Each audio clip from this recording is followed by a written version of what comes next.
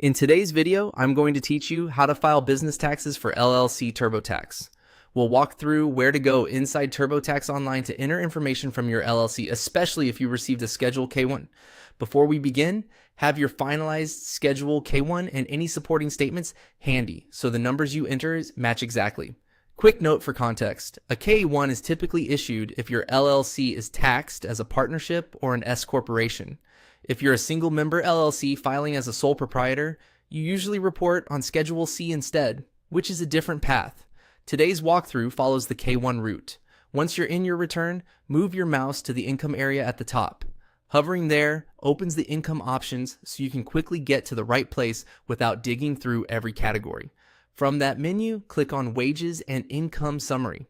This takes you to the full list of income types and is the easiest way to confirm whether the K-1 section is started, in progress, or not yet begun. On the summary page, look for Schedule K-1.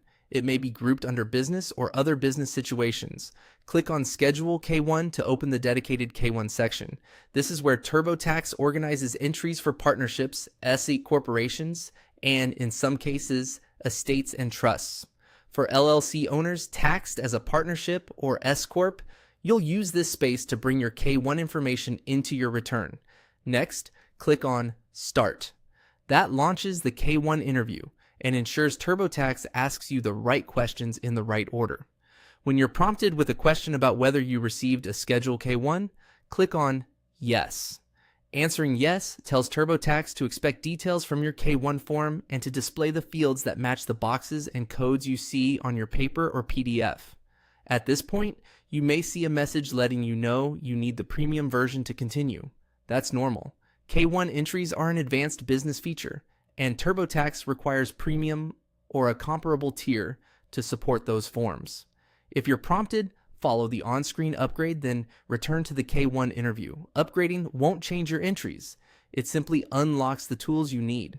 As you proceed, match each box and code from your K-1 to the corresponding field in TurboTax. Keep an eye on passive versus non-passive designations, state information, and any supplemental statements.